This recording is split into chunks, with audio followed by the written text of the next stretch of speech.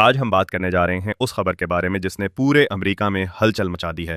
جی ہاں، لاکھوں امریکی عوام ایک ہی نعرے کے ساتھ سڑکوں پر نکل آئی ہے، نو کنگز، یعنی ہم بادشاہ نہیں چاہتے۔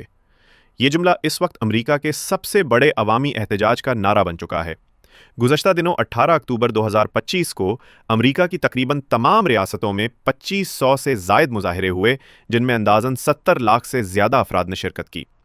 یہ احتجاج پرامن تھے، لیکن ان کا پیغام بہت مضبوط تھا۔ لوگوں کا کہنا تھا کہ ڈونلڈ ٹرمپ امریکہ کو جمہوری ملک سے ایک بادشاہت کی طرف لے جا رہے ہیں۔ یہ نو کنگز یعنی کوئی بادشاہ نہیں تحریک دراصل ٹرمپ کی پالیسیوں اور ان کے انداز حکومت کے خلاف ہے۔ لوگوں کا کہنا ہے کہ ٹرمپ اپنے فیصلوں میں کانگریس یا عدالتوں کی رائے کو خاطر میں نہیں لا رہے۔ کئی لوگ سمجھتے ہیں کہ وہ امریکہ کو ایک ایسے ملک میں بدلنا چاہتے ہیں جہاں صرف ایک آدمی کی مرضی چلے، جیسے کسی بادشاہ کی۔ لوگوں کو سب سے زیادہ فکر اس بات کی ہے کہ ٹرمپ دوبارہ صدارت میں آنے کے بعد اپنے وفادار لوگوں کو طاقتور عہدوں پر لگا رہے ہیں، اور جن اداروں پر جمہوریت کھڑی ہے جیسے عدلیہ، میڈیا اور کانگریس، ان پر دباؤ بڑھا رہے ہیں۔ اسی لیے لاکھوں امریکیوں نے فیصلہ کیا کہ اب آواز اٹھانے کا وقت ہے۔ انہوں نے ایک نعرہ چنا، نو کنگز، تاکہ سب کو یاد رہے کہ امریکہ میں کبھی کوئی بادشاہ نہیں تھا اور نہ ہی ہوگا۔ مناظر دیکھنے والے تھے۔ New York, Washington D C, Los Angeles, Chicago, ہر شہر کی سڑکوں پر زرد رنگ کے کپڑے پہنے بینرز اٹھائے لوگ نکلے ہوئے تھے۔ ہر طرف ایک ہی آواز گونج رہی تھی، نو کنگز، نو ڈکٹیٹرز، یعنی نہ بادشاہ نہ آمر۔ یہ احتجاج مکمل طور پر پرامن تھے۔ لوگ ناچتے، گاتے، پلے کارڈ اٹھائے، گانے گاتے ہوئے اپنے حق رائے دہی کا مظاہرہ کر رہے تھے۔ ان میں بڑی تعداد نوجوانوں، طلباء، اساتذہ اور خواتین کی تھی۔ ایک بوڑھی خاتون نے کہا، ہم نے اپنی زندگیاں اس لیے نہیں گزارے کہ اب ہمیں بادشاہت ملے، جبکہ ایک نوجوان نے کہا، یہ ہمارا ملک ہے، کسی ایک شخص کی جاگیر نہیں۔ امریکی عوام کو لگ رہا ہے کہ ٹرمپ کے اقدامات جمہوریت کو کمزور کر رہے ہیں۔ ان پر الزام ہے کہ وہ میڈیا پر حملے کرتے ہیں، عدلیہ کو کمزور کرتے ہیں اور اپنے ناقدین کو دھمکیاں دیتے ہیں۔ یہی نہیں، ان کی حکومت نے حال ہی میں کچھ سخت فیصلے کیے ہیں، جیسے بڑے پیمانے پر امیگریشن کریک ڈاؤن، شہریوں پر جاسوسی اور بعض ریاستوں میں فوج کے استعمال کی بات۔ ان سب چیزوں نے امریکی عوام میں خوف پیدا کیا ہے کہ کہیں امریکہ کا جمہوری ڈھانچہ ڈگمگا نہ جائے۔ اسی لیے لاکھوں لوگ سڑکوں پر آئے تاکہ دنیا کو بتا سکیں کہ ہم عوام ہیں، غلام نہیں۔ یہ پہلی بار نہیں کہ نو کنگز تحریک سامنے آئی ہو۔ جون 2025 میں بھی ایک ایسا ہی احتجاج ہوا تھا جس میں تقریباً 50 لاکھ افراد شریک ہوئے تھے، لیکن اس بار یعنی اکتوبر میں احتجاج پہلے سے کہیں زیادہ بڑا اور منظم تھا۔ لوگ کہتے ہیں کہ یہ تحریک اب صرف احتجاج نہیں بلکہ جمہوری بیداری کی علامت بن چکی ہے۔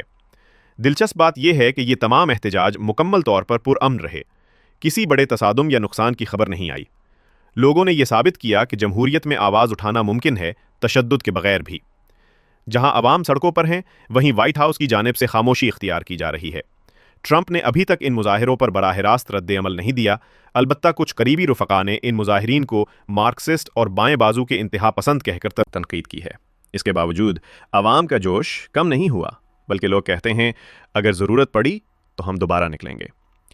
دنیا کے کئی ممالک ان مظاہروں کو غور سے دیکھ رہے ہیں۔ یورپ میں تجزیہ نگار کہہ رہے ہیں کہ یہ امریکہ کے اندر جمہوریت کے مستقبل کی جنگ ہے۔ کچھ لوگوں کا کہنا ہے کہ اگر امریکی عوام اپنی آواز نہ اٹھاتے تو شاید آنے والے برسوں میں امریکہ واقعی ایک بادشاہت کی صورت اختیار کر لیتا۔ اب بات کرتے ہیں کہ ڈونلڈ ٹرمپ آج کل پاکستان کے ساتھ اتنے دوستانہ انداز میں کیوں پیش آ رہے ہیں۔ دراصل امریکہ اس وقت کئی بین الاقوامی دباؤ کا شکار ہے۔ چین، روس اور مشرق وسطیٰ میں بڑھتے تعلقات نے امریکہ کو نئے اتحادی ڈھونڈنے پر مجبور کر دیا ہے۔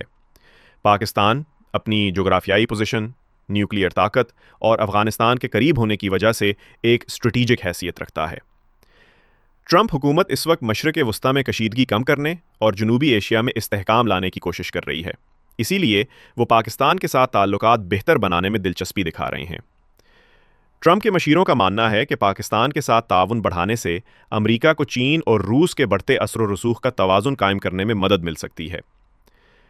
اسی لیے آپ نے دیکھا ہوگا کہ حالیہ ہفتوں میں امریکی سفارتکار اور ٹرمپ خود پاکستان کے بارے میں نرم لہجہ اختیار کیے ہوئے ہیں۔